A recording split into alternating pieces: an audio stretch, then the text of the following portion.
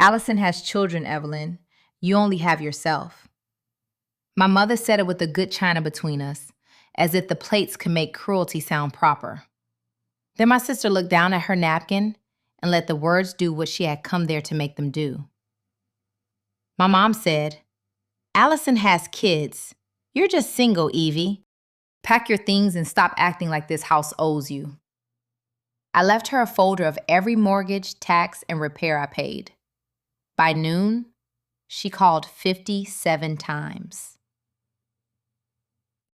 For a moment, I heard nothing but the old dining room clock ticking against the wall. Same clock my father used to wind every Sunday after church. Same room where he had carved the Thanksgiving turkey, where Mom had once told neighbors that family meant showing up when life got hard. I had shown up. For 3 years, I had shown up. But that night, sitting across from my mother, Judith Porter, and my older sister, Allison Whitman, I realized showing up had not made me family. It had made me convenient. Allison sat beside Mom in a cream cardigan, her blonde hair tucked behind one ear, her eyes red in that careful way people get when they want to look wounded but not messy. She had barely touched her pot roast. Her fork kept moving potatoes around the plate, like she was too heartbroken to eat. Though every sentence she spoke landed exactly where she aimed it. Evie, she said softly, please don't make this about you. I stared at her. We were talking about my room. The room I had slept in since I moved back after Dad died. The room with my work clothes hanging in the closet, my tax files stacked in the corner, my winter coats in blue storage bins under the window. The room I had returned to when Mom stopped opening bills, stopped taking her blood pressure pills on time, and started calling me at midnight because she couldn't remember whether she had locked the back door. I asked the only question left. So where am I supposed to go? Mom folded her hands beside her plate. She did that when she wanted to look patient, church patient, mother patient, the kind of patient that made the other person look unreasonable before they even answered. Evelyn, don't use that tone. My tone? I said. You're telling me Allison and the kids are moving in and that I need to give up my room. I'm asking where I'm supposed to sleep. Allison gave a tired little sigh. The kids are falling apart. Lily cried herself sick last night. Connor asked if he'll have to change schools. Paige keeps sleeping in my bed because she's scared Grant is going to take them from me. Her voice cracked on Paige's name. Mom reached over and squeezed her hand. I felt the old pull in my chest, the one that had kept me quiet for years. The kids were innocent. Lily was 12 and too proud to admit she was scared. Connor was 9 and still carried baseball cards in his jacket pocket. Paige was 6, all curls and sticky fingers and questions no adult could answer cleanly. I'm not saying they can't come here, I said carefully.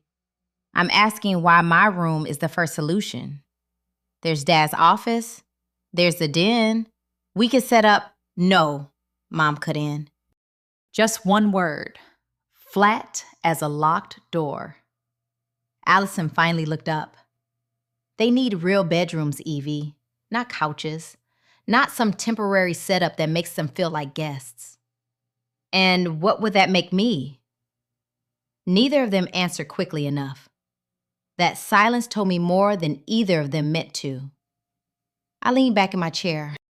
I've lived here for 3 years. Mom's mouth tightened. I paid the mortgage when your Social Security didn't cover it. I covered the property tax shortfall last spring. I called the furnace company when the heat went out in January. I dealt with the roof leak, the basement pipe, the insurance paperwork. I took you to every cardiology appointment after Dad's funeral because you were too shaken to drive. Allison's face changed. Not guilt, irritation. No one asked you to turn helping Mom into ownership. The words were polished, ready. She had brought them with her. I looked at my mother. Is that what you think I've been doing? Mom's eyes flashed, and I knew I had touched a place she hated most. the shame, the fact that she needed me, the fact that her unmarried younger daughter, the one she called so independent, had been holding the house together while the daughter with the pretty Christmas cards got praised for calling once a week. "You have been here a long time," Mom said. "Maybe too long. Maybe you've gotten comfortable." Comfortable. I almost laughed.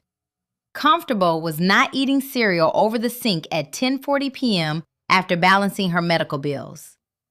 Comfortable was not missing a promotion because a new position required travel.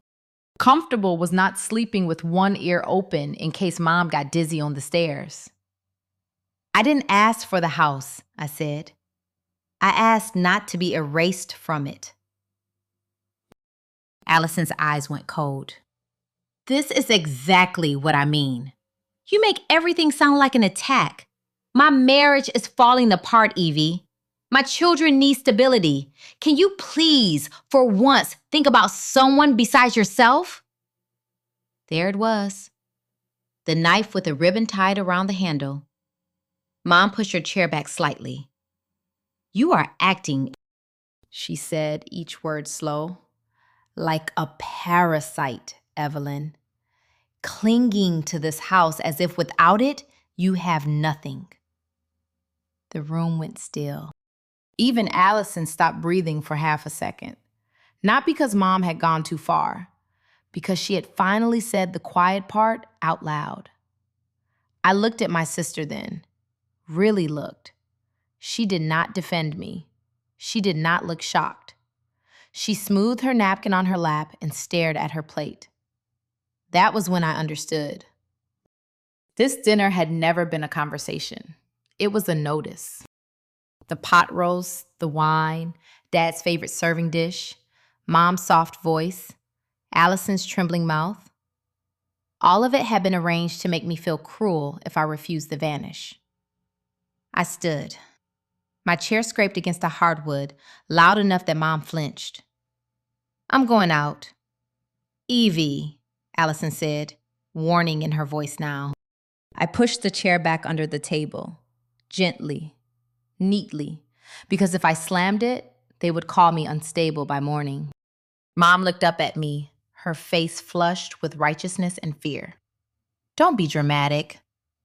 I picked up my keys from the sideboard. "I'm not being dramatic," I said. "I'm listening." Then I walked out before either of them could see what those words had done to me. Dad died on a Tuesday, which always felt wrong. Tragedy should come with thunder, or midnight, or some warning in the bones. Not weak coffee and a travel mug and a neighbor saying, "Evie, honey, get to your mom's." Harold Porter had been mowing beside the driveway when his heart gave out. By the time I arrived, the mower sat crooked and silent. Mom stood on the porch in her robe, clutching Dad's flannel shirt like it might start breathing again. After the funeral, people brought casseroles and foil pans, chicken and rice, green bean bake. Everyone said, "Call if you need anything," and then went home. I stayed. At first, it made sense. Mom forgot her blood pressure pills. She left the property tax envelope under sympathy cards. She put a saucepan on the stove and walked away until the smoke alarm screamed. The mortgage company called, and she handed me the phone like it was speaking another language. "I'll be here a few months," I told my landlord. "Maybe 6.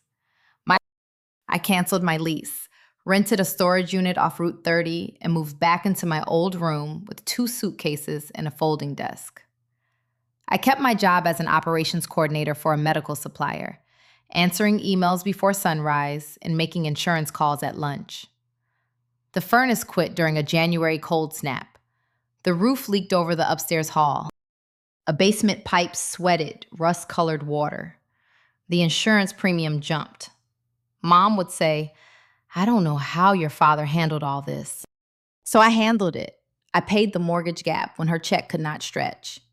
I covered the tax shortfall with money saved for my own business idea. I wanted to help women rebuild finances after debt or family chaos.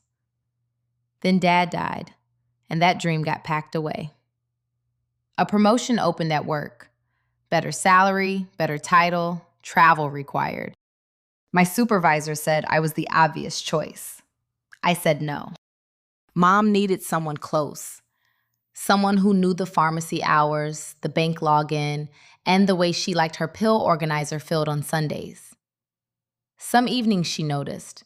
She would catch my hand and say, "Evie, I don't know what I'd do without you." And I believe that meant she saw me. I mistook gratitude for respect. That was my first mistake. Over time, what I did became invisible. Dinner was just there. Bills were paid. Repairs just happened. Appointments appeared on the calendar. The house stayed warm, dry, insured, and standing.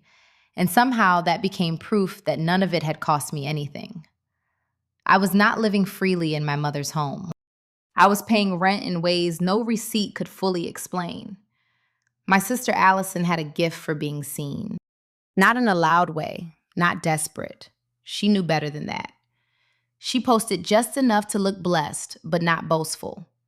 Thanksgiving turkey beside tapered candles, Christmas Eve service with the kids in navy and red, Little League Saturdays, church potlucks. Grant standing behind her with one hand on her shoulder, all of them smiling like life had never once raised its voice. Mom loved those pictures.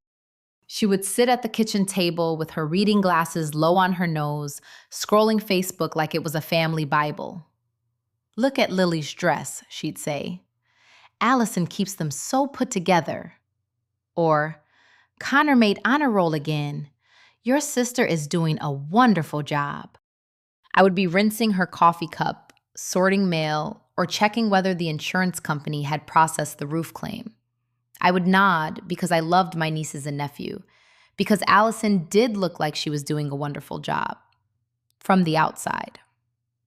Allison lived 35 minutes away, in a subdivision where every mailbox matched and every lawn looked professionally shamed into obedience.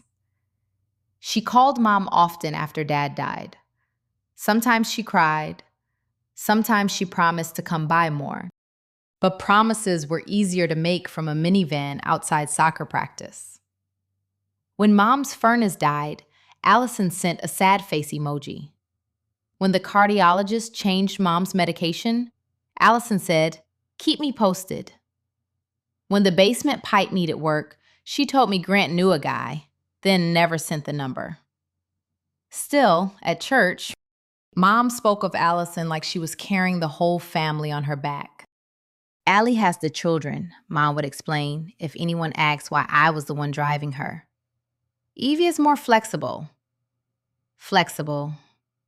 That word started following me like a leash. I was flexible because I had no husband waiting.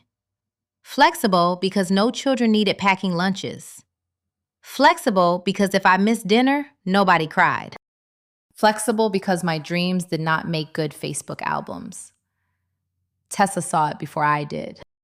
One Saturday, she met me for coffee near Lidditz after I had spent the morning comparing home insurance quotes for Mom.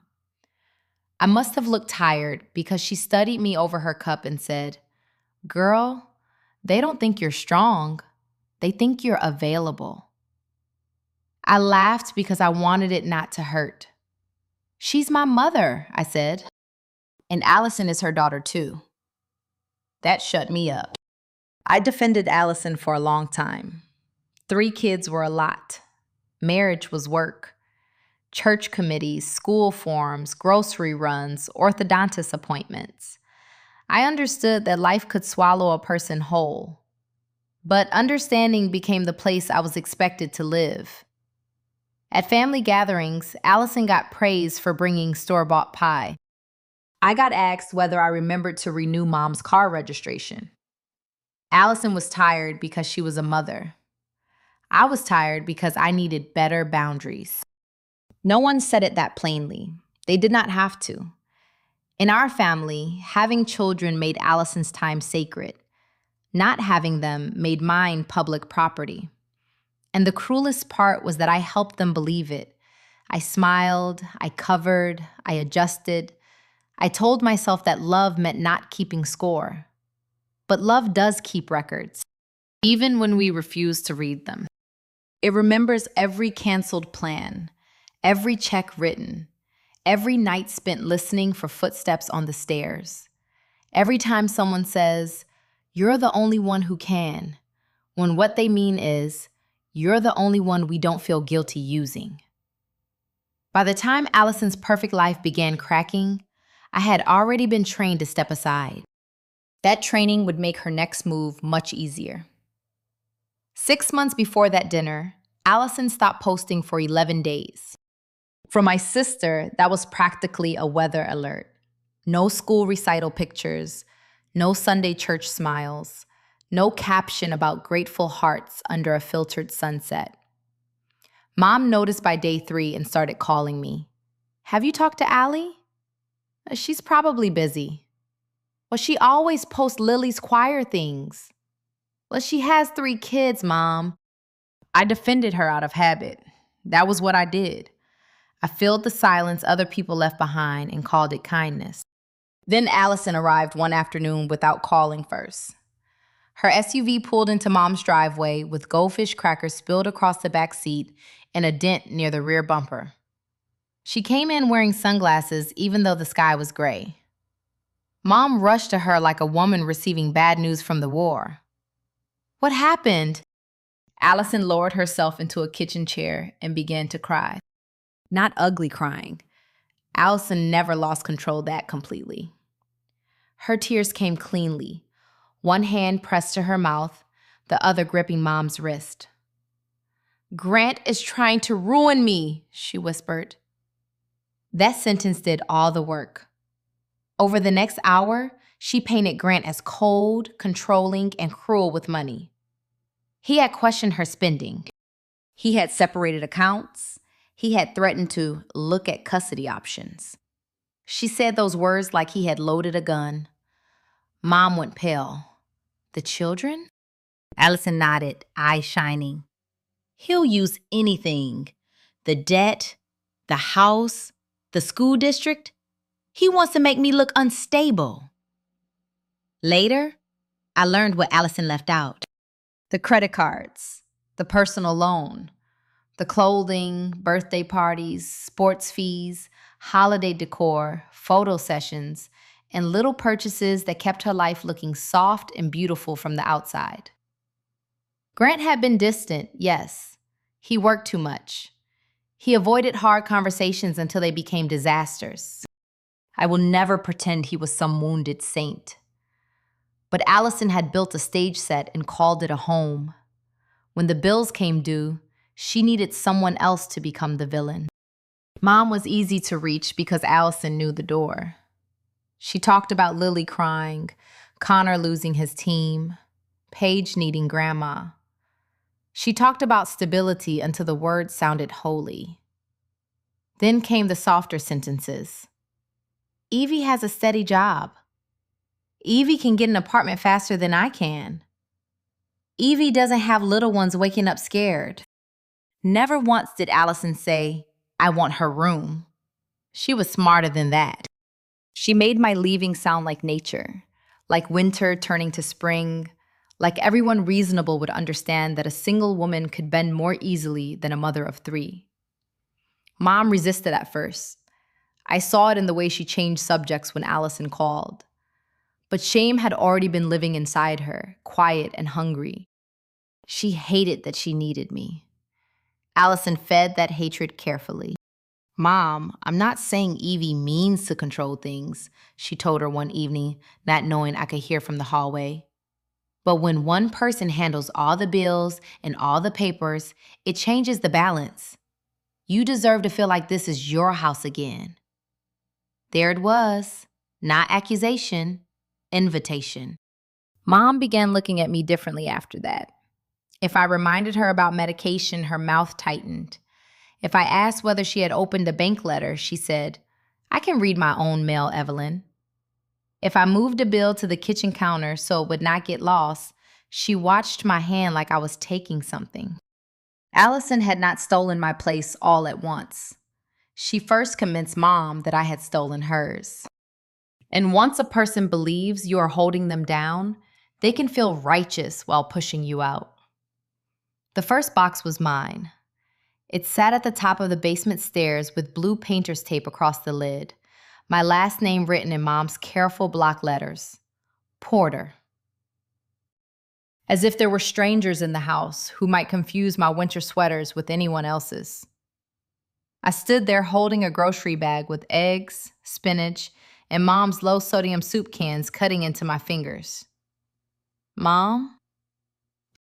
She appeared from the laundry room too quickly. Her phone was still in her hand, screen turned against her palm. What is this? Oh. She gave the box a little glance, like it had wandered there by itself. I was just organizing. My clothes? You haven't worn half that stuff in months. It's May. Her smile twitched. Don't be touchy, Evie. Touchy. Another useful word. It made any question sound like a flaw. A week later, the garage changed. Dad's fishing rods were moved to one wall. The old snow shovel, paint cans, and broken patio chair disappeared. A cleared rectangle opened near the back door, wide enough for stacked boxes or a mattress set. When I asked, Mom said, I wanted things neat. But Mom had never wanted the garage neat in her life. Dad used to say the place was organized by memory and prayer. Then I found a tape measure on his old desk. The office still smelled faintly of him, dust and leather, and the cedar blocks he kept in drawers. His framed Lancaster Barnstormers ticket from 2018 hung above the bookcase. Someone had measured the wall under it and made a pencil mark near the baseboard. I rubbed it with my thumb and my stomach sank. That Friday, a delivery truck stopped outside. 2 men carried in flat boxes printed with pictures of bunk beds, a white dresser, a small desk, and bedding covered in little moons and stars. Mom hovered behind them, flustered but not surprised. Is Allison redecorating? I asked. She found a sale. For furniture coming here? Mom's lips pressed together. It's not a crime to help your sister. No one said crime. No, but you have that look. What look? The one where you think you're the only adult in the room? I stepped back as if she had slapped my hand. That was new. Or maybe not new. Just finally spoken. That night, I saw school transfer forms on the kitchen table. Lily and Connor's names were printed at the top. By the time I came back from washing my coffee mug, the papers were gone. I called Tessa the next morning.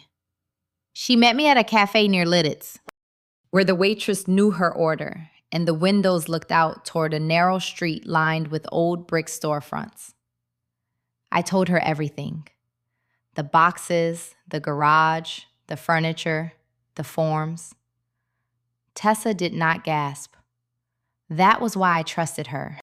She stirred her coffee once and said, Evie, you're not anxious. You're noticing. I looked down at my hands. My mother wouldn't plan around me like that. Tessa's expression softened, but her voice did not. People plan around the person they expect to forgive them. That sentence stayed with me all afternoon. When I got home, the second box had joined the first by the basement stairs.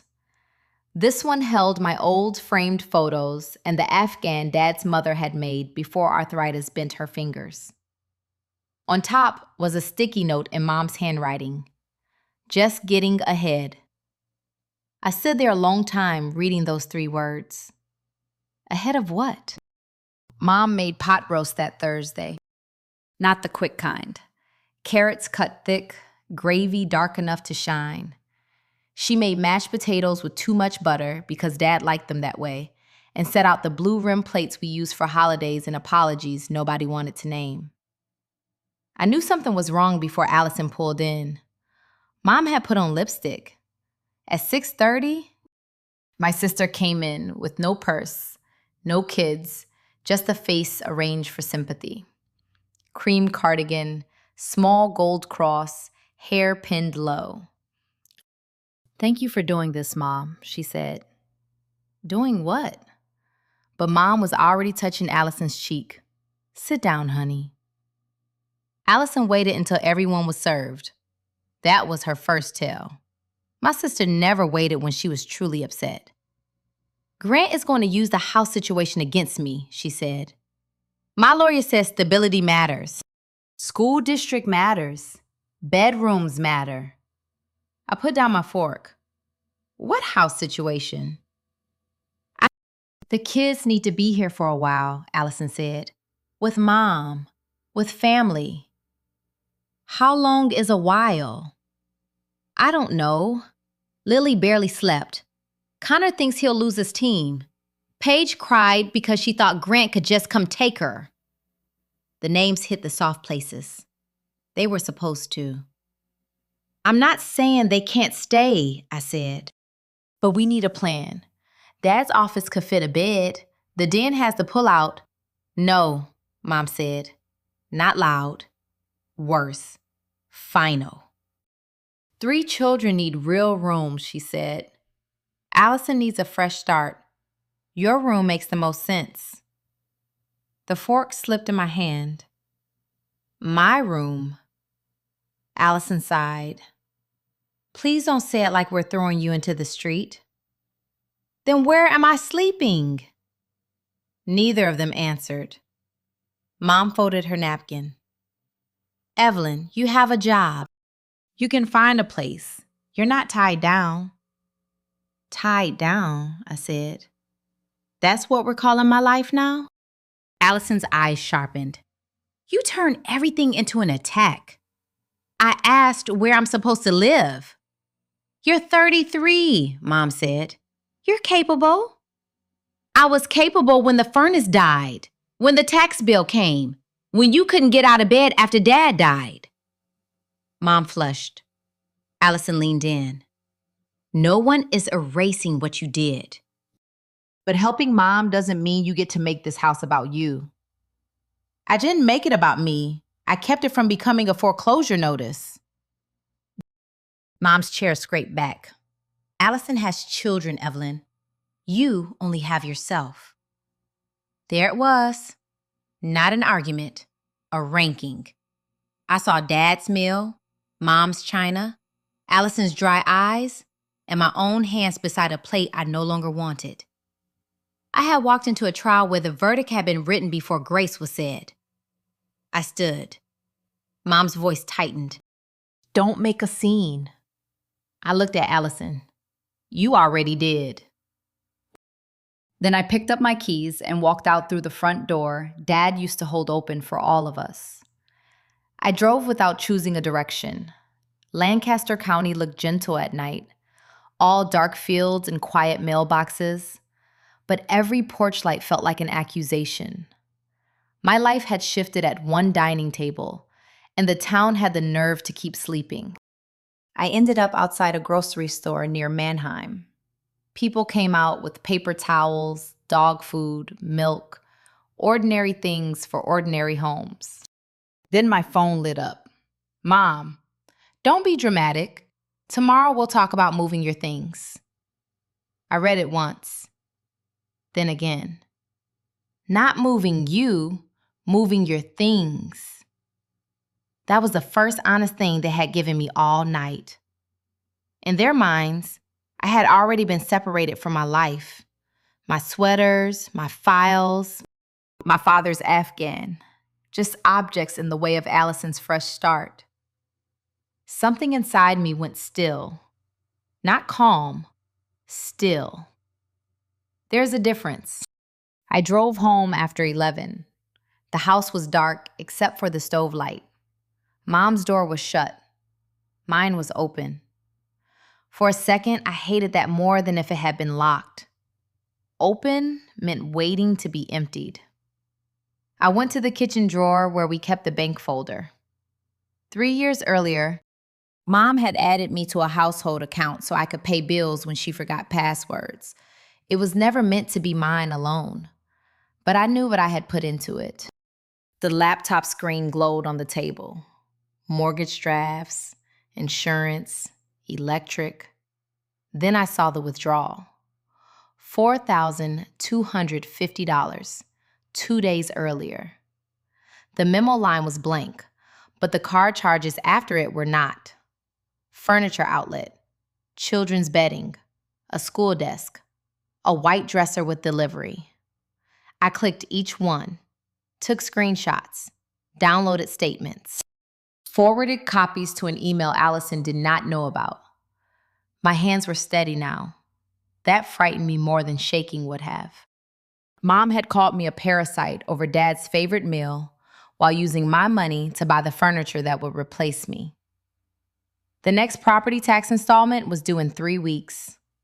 That money had become bunk beds. I wanted to wake her. I wanted to ask if the dresser came in white because it looked cleaner when bought with my humiliation. But Tessa's voice came back. People plan around the person they expect to forgive them. So I did not wake Mom. I printed the statement. The printer coughed in the laundry room. I froze. No footsteps came. I placed the pages in a manila folder and wrote the date on the tab.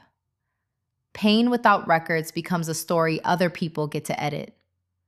Before going upstairs, I looked toward the dining room. The blue run plates were still stacked by the sink. For 3 years, I had cleaned up after every crisis in that house. That night, for the first time, I left the mess where it was. The family desktop sat in Dad's old office, under the baseball ticket he framed after one summer night in Lancaster. Mom rarely used that computer. Allison hated it because it was slow. That made it the safest place in the house for forgotten truths. I went there looking for the property tax bill. I found the household folder, furnace invoices, roof receipts, insurance letters, bank statements. Then I saw an email still open in the browser. Room setup/transition plan. My first thought was stupidly polite. Maybe I should not read this. Then I remembered my boxes by the basement stairs. I clicked. Allison had written 3 days before the dinner. Mom, have you handled Evie yet? I need to know before I confirm the movers and the school paperwork. Handled. Not talked to, not asked, handled. Mom replied, I'm going to bring it up Thursday. If we keep the focus on the children, she'll understand. Allison answered fast. Please make sure she's gone before the kids arrive. I don't want them walking into one of her emotional scenes. The house hummed around me. Refrigerator, old pipes, a car passing outside. Normal sounds, too small for what I was reading. There were attachments. A sketch of the upstairs rooms, a shopping list, bunk beds, 2 dressers, lamp, storage bins. A note about moving my filing cabinet to the basement if Evie resists. Then I found the sentence that made the room tilt. She doesn't need that room. She doesn't even have kids. Because I had no children, my space was negotiable. My time was extra. My grief was smaller. My future could be folded, taped, and carried downstairs. If you were in Evie's place, what would you tell her to do right now? Please leave a like, drop your advice in the comments, and stay with her a little longer. Because what she finds next will prove this was never just about a bedroom. I did not slam the desk. I did not storm upstairs. I opened every message. One email suggested telling Mrs. Harlan I had been struggling to launch. Another said Mom should claim I had grown too attached to the house. Allison even wrote, try not to mention the money. She'll use that. She already knew. She knew I had paid enough to make the truth dangerous. I saved everything as PDFs, forwarded copies to my private email, then photographed the screen. At the bottom, Mom had written one last line. I hate doing this, but Allison is right. Evie will land on her feet. That was the family blessing before sacrifice. She'll be fine. She's strong. She always lands. No one ever asked what I hit on the way down. I printed the emails and slid them behind the bank statement in the manila folder. The folder was getting thick. So was my silence. The email arrived at 8:17 the next morning, while I was rinsing coffee grounds from the sink. Subject: Reynolds Student Emergency Contact Confirmation. At first, I thought it was spam. Then I saw Lily's name in the preview line. My hands were still wet when I opened it. Dear Miss Porter, please review your contact status for Lily Whitman, Connor Whitman, and Paige Whitman. I read the sentence 3 times before my body caught up with my brain. Emergency contact. Authorized pickup. Secondary household support. I had never signed anything. No one had asked me if I could leave work for a school nurse call, pick up a sick child, or be listed on official records tied to Allison's custody mess. I clicked the attachment. There was my name, my phone number, my address. Not Allison's address, Mom's house. The house I was being pushed out of was now being used as proof that Allison had somewhere stable to land. Then I saw the utility bill.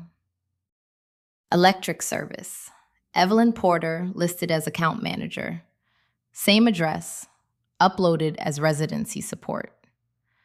The kitchen seemed to shrink around me. Allison had not just wanted my room. She had borrowed my name to make her lie look responsible. I called the school district office and kept my voice so even it sounded unlike me. This is Evelyn Porter. I need to clarify that I did not authorize my name or utility records to be used for residency verification. The woman on the phone paused. We'll make a note and have someone review the file, Miss Porter. Make a note. Such a small phrase for realizing your family had turned you into paperwork. I was still standing there when another email notification appeared on Mom's tablet, lying face up near the fruit bowl. From a realtor. Subject: Porter property estimate. I should have walked away. I know that. Instead, I saw the first line. Judith, as discussed with Allison, current market value may be higher than expected. My stomach dropped in a cleaner, sharper way. Allison was not only arranging bedrooms, she was studying the house as an asset, maybe to pressure Mom into selling. Maybe to open a home equity loan. Maybe to prove stability while quietly hunting for cash. The room, the school forms, the money, the boxes, they were not separate storms. They were one weather system. I photographed the screen without touching the tablet again.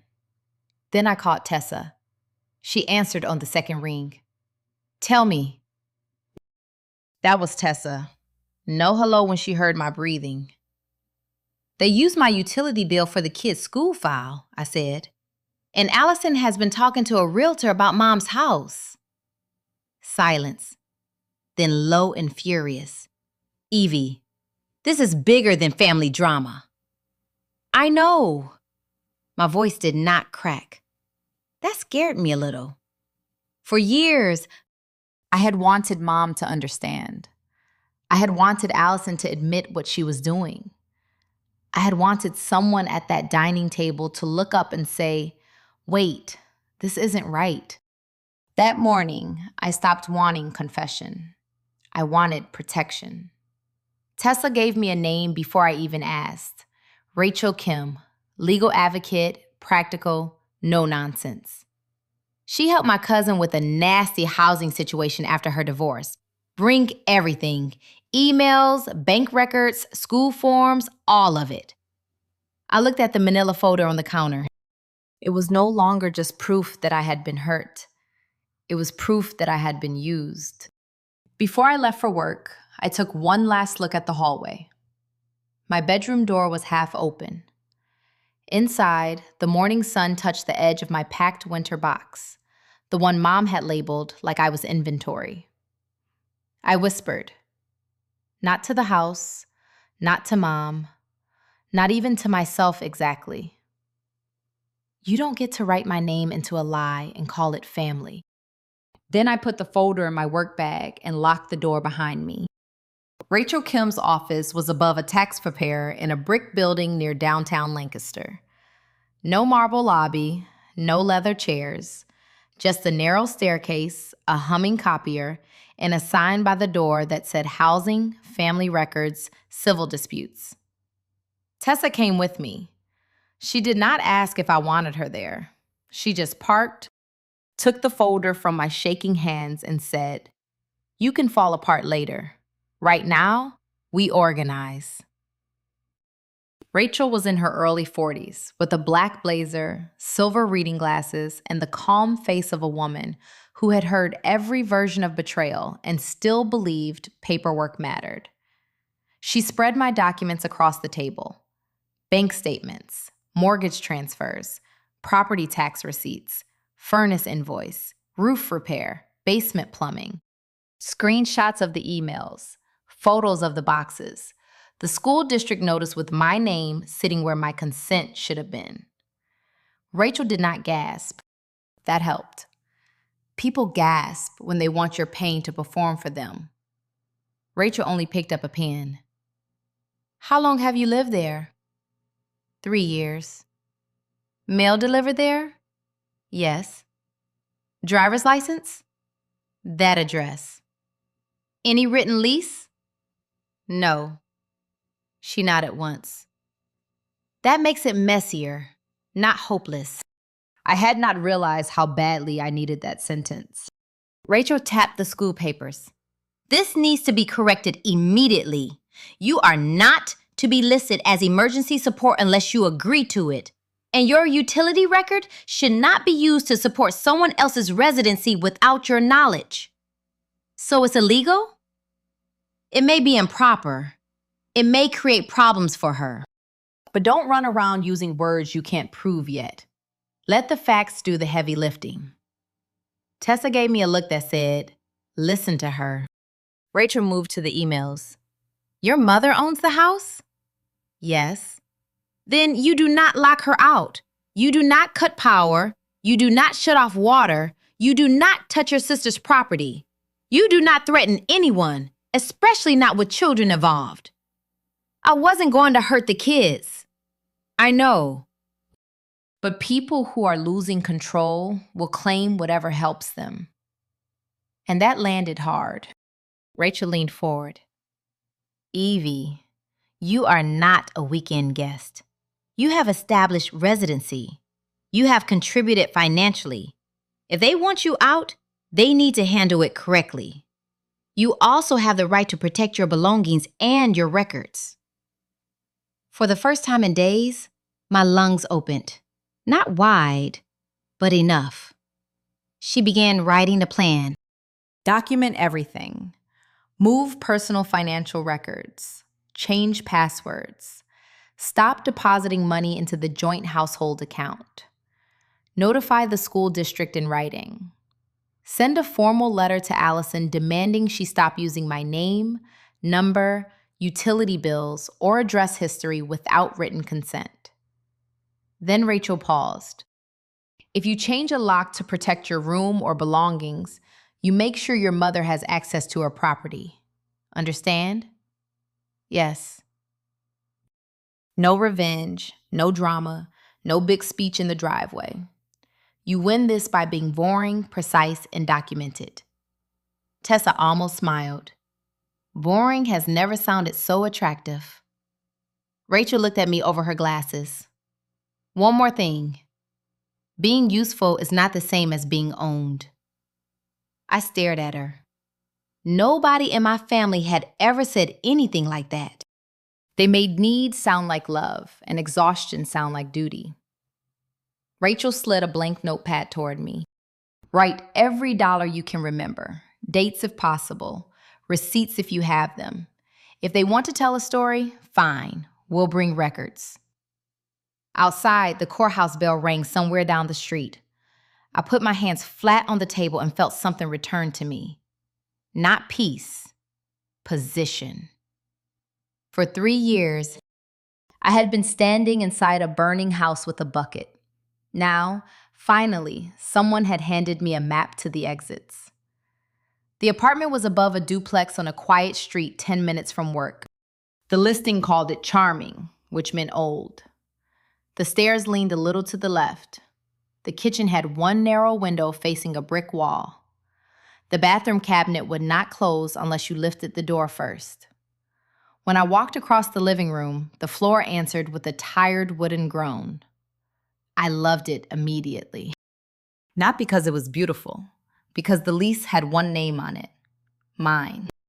The landlord, Mr. Dorsey, was a retired postal worker who wore suspenders and asked for references, like he expected people to lie, but hoped they would not.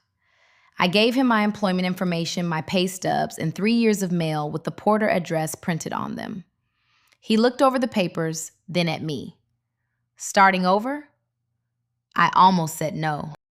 Then I looked at the empty living room, at the afternoon light falling across the scratched floorboards, and nodded. Yes, sir. He handed me the key 2 days later.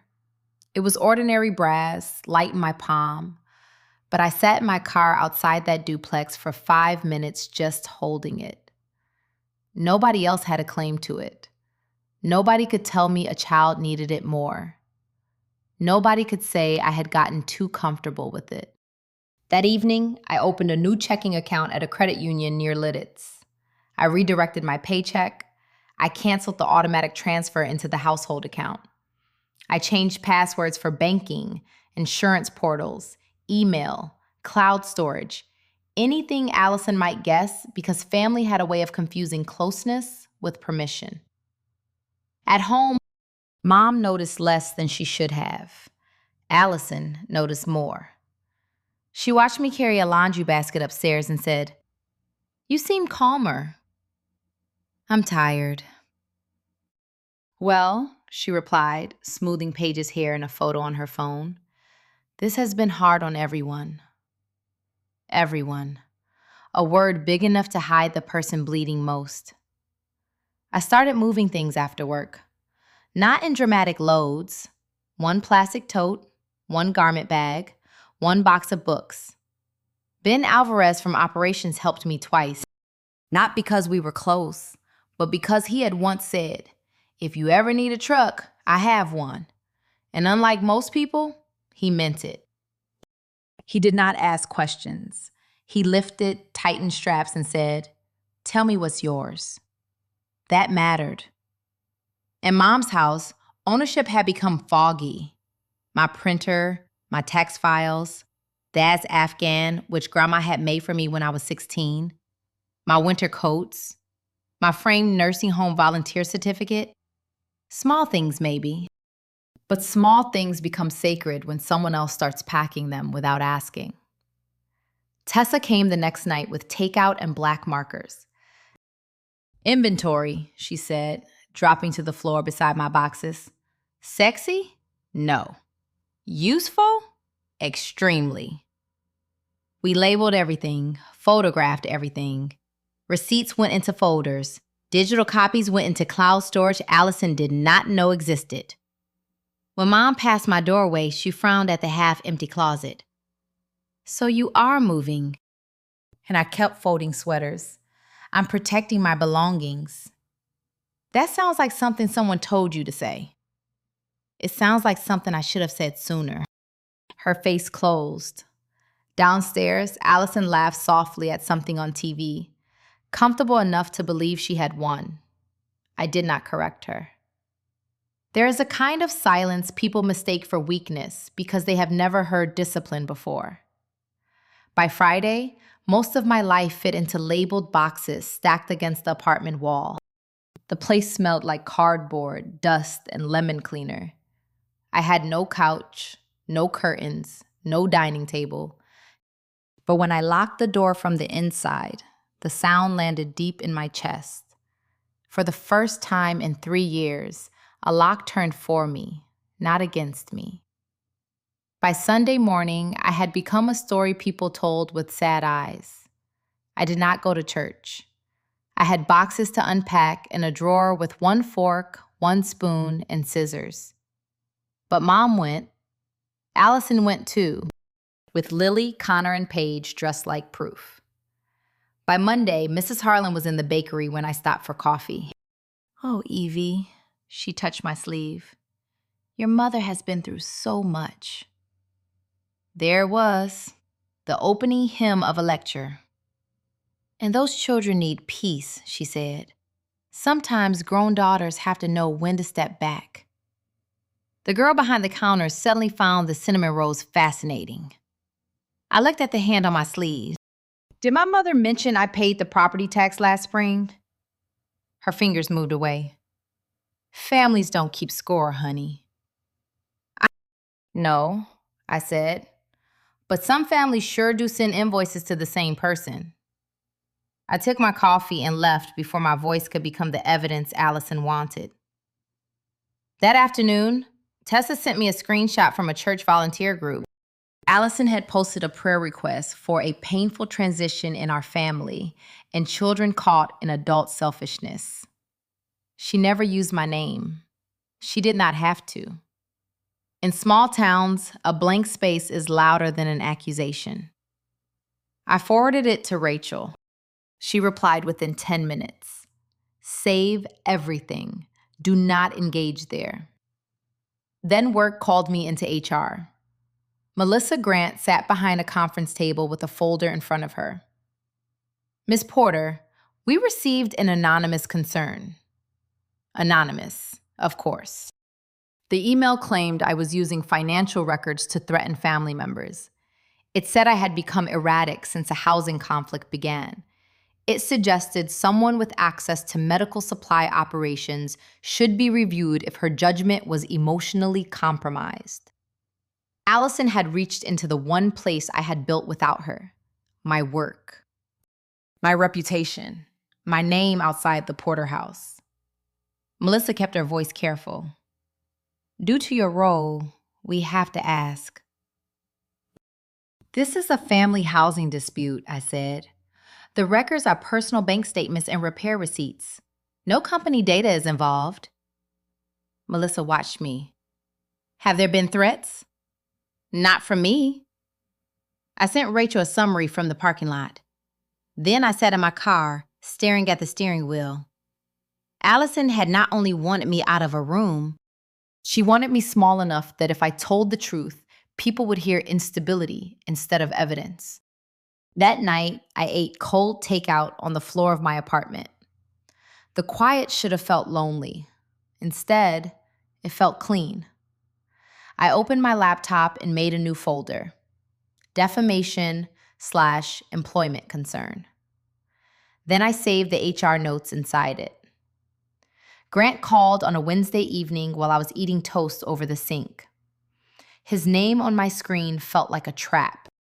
I let it ring once, twice, then answered because avoiding facts had not served me well so far. "Evie," he said, "I'm not calling to pull you into this." "Well, that's usually what people say before they pull me into something."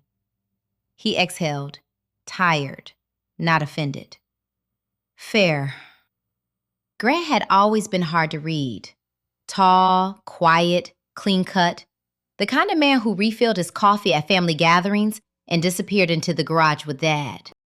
Allison called him controlling now. Maybe he had been, in ways I never saw. Maybe two people could hurt each other and still have only one of them lying about me.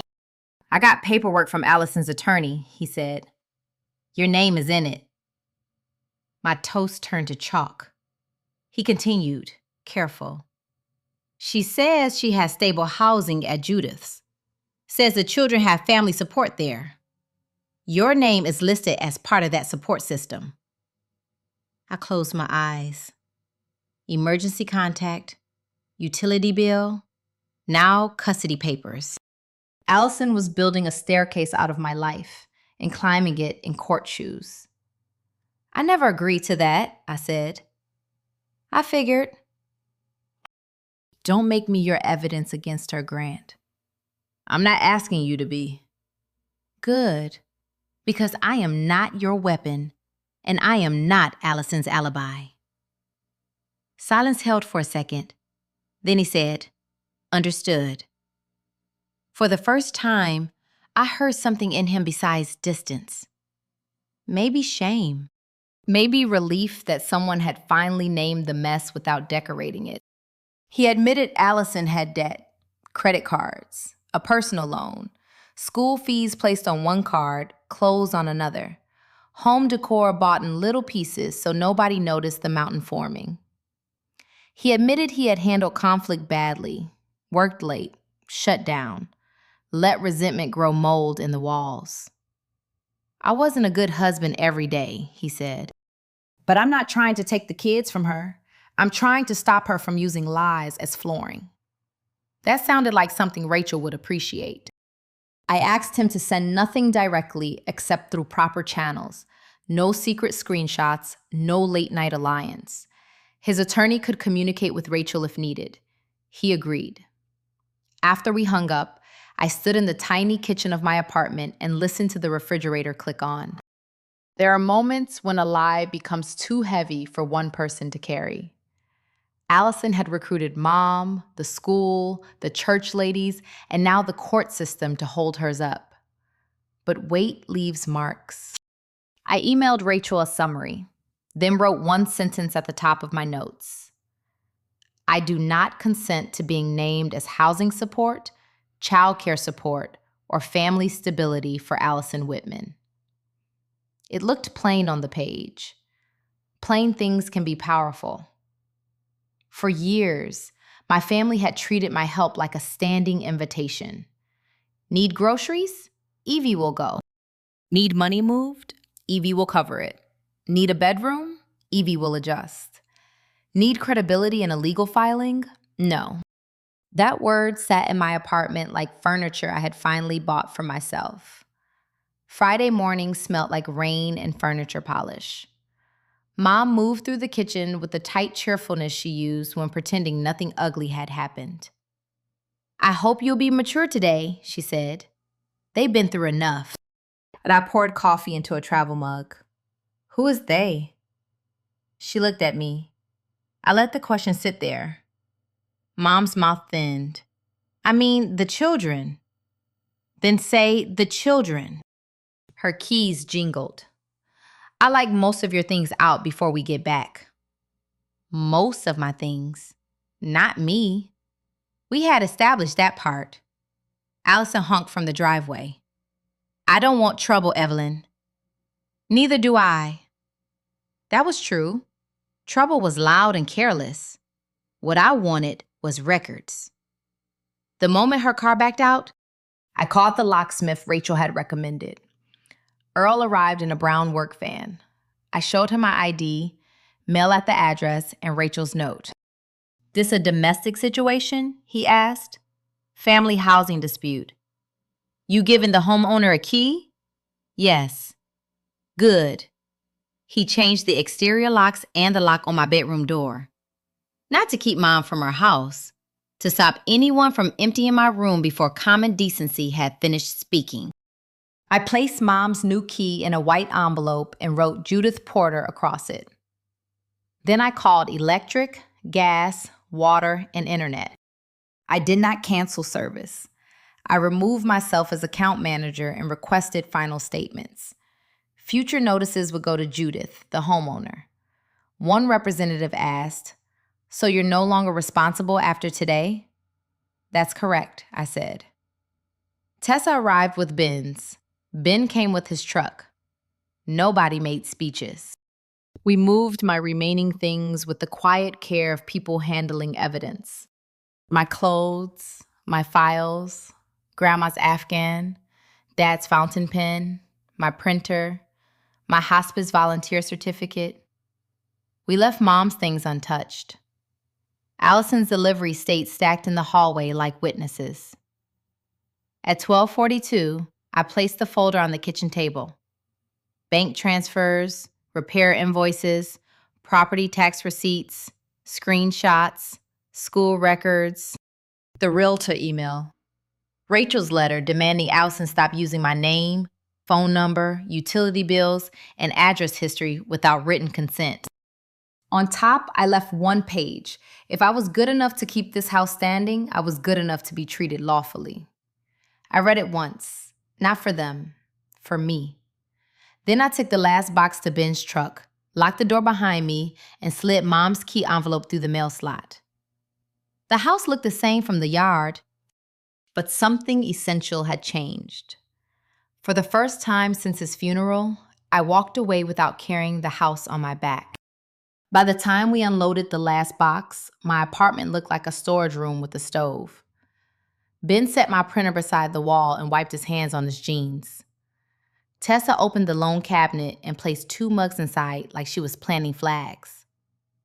"You need curtains," she said. "I need a chair first." She smiled, but her eyes were wet. "You did it." I wanted to believe that. I wanted to stand in that little kitchen with the crooked cabinet and feel only freedom. Then my phone began buzzing. Mom, Allison, unknown number.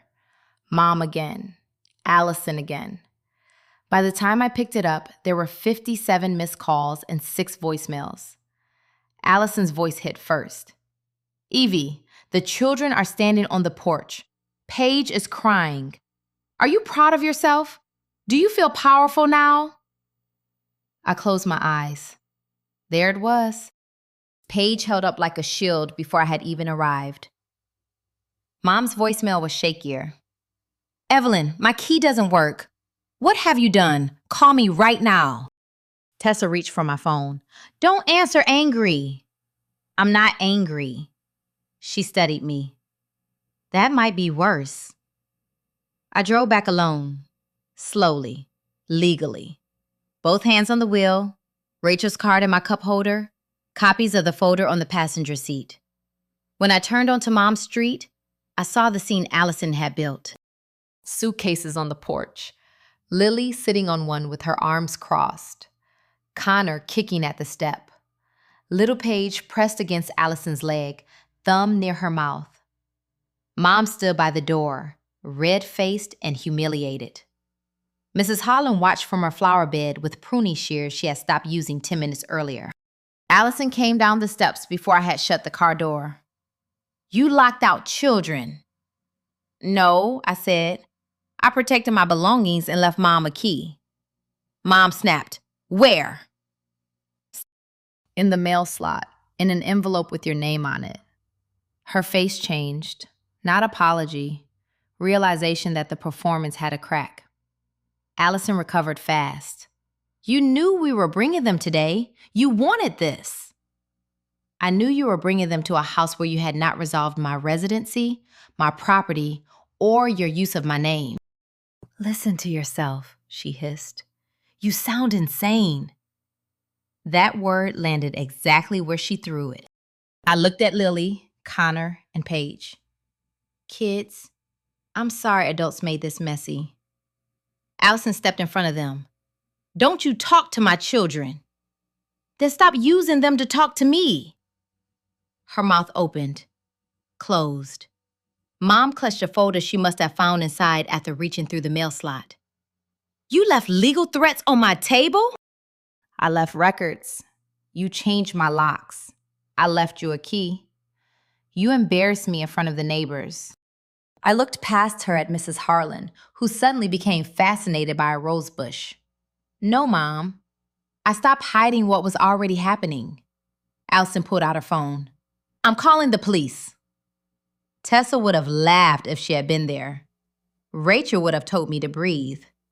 So I breathed. The officers arrived 20 minutes later, calm and tired in the way of people who had seen families turn porches into battlefields. Allison spoke first, fast, wounded, beautiful in her panic. I was unstable. I had locked out children. I was punishing a mother in crisis. When my turn came, I handed over my license, mail showing my address, copies of the utility records, Rachel's letter, the text about moving my things, and the emails discussing how to have me gone before the kids arrived. The older officer read long enough for Allison to stop talking. "This appears to be a civil housing matter," he said. "Nobody is removing anybody today without proper court paperwork." Allison's face drained. I handed Mom the spare key again, this time in front of everyone. "The children can go inside," I said. "But my leaving voluntarily does not erase what I paid, does not make it acceptable to use my name, and does not give anyone permission to damage my reputation." Allison whispered, "This is blackmail." I looked at my sister with her perfect cardigan and trembling hands. "No, Allison. Blackmail is a threat. This is accounting." For once, she had no polished sentence ready. After the officers left, the house did not become peaceful. It became honest. That was worse for Allison. The school district requested new residency verification within 10 business days. Grant's attorney questioned the custody paperwork that described Mom's house as stable, settled, and supported by me. Rachel sent a formal letter stating I had never consented to being listed as emergency contact, housing support, child care support, or evidence of family stability. At work, Melissa from HR called me back in. This time, her folder was thinner. "We consider the matter closed," she said. The anonymous claim was not substantiated. I thanked her like a professional. Then I sat in my car afterward and cried for exactly 4 minutes, because sometimes being believed is not joy. Sometimes it is exhaustion leaving the body. Mom's house began teaching lessons no one wanted. Allison moved in with the kids, but real life did not photograph well. Groceries doubled, laundry piled up. Paige cried at bedtime. Connor missed practices because no one checked the schedule. Lily stopped smiling in pictures. Mom had to call the gas company herself and did not know the account PIN. She missed an insurance notice and paid a late fee. The next property tax bill arrived, and there was no quiet transfer from me to soften it. For years, I had been the floor. Once I stepped away, everyone noticed gravity. Allison lasted 5 weeks before suggesting a home equity loan. "It's not a big deal, Mom," she said, according to Mom's own shaky confession later. "It would help us all breathe." Then came the limited power of attorney. Just temporary, just so Allison could help manage things. And that was when Mom got scared. Not because Allison suddenly changed, because Mom finally recognized the difference between being protected and being used. Rachel negotiated a repayment agreement for part of what I had contributed. It was not enough to cover 3 years. Nothing could. But the first check felt like a document with a heartbeat. Proof. I had not imagined my own labor. 6 months later, I lived above the duplex with secondhand curtains, a real chair, and a kitchen table Tessa found on Facebook Marketplace. I accepted the promotion I once turned down. I started a small consulting service on weekends, helping women sort finances after divorce, debt, and family emergencies. Every client came in carrying some version of the same sentence. I thought helping meant I wasn't allowed to protect myself. I knew what that sentence weighed. One rainy afternoon, I saw Mom at the pharmacy. She looked smaller, wrapped in a beige coat, holding a prescription bag against her chest. "Evie," she said. "Mom." She asked how I was living. Not surviving, living. I told her I was busy. Good busy. Her eyes filled, but she did not reach for me. Maybe she had learned that apology was not a key. "I called you a parasite," she whispered, "because I couldn't admit I had been living off your strength." The old me would have comforted her. The woman I had become only nodded. "I hear you," I said, "but I'm not coming back to carry the consequences for everyone else." Outside, rain silvered the parking lot. I got into my car, drove home, and climbed the stairs to my imperfect apartment. When I turned my key, the lock opened for me. Only me. That was enough. Life taught me this. Helping family is beautiful, but losing yourself to be accepted is not love. If this story touched you, please leave a like for the channel. Share your thoughts in the comments and tell us where you are listening from. Thank you for staying until the end. Wishing you good health and peace. See you again in the next story on Revenge Glow.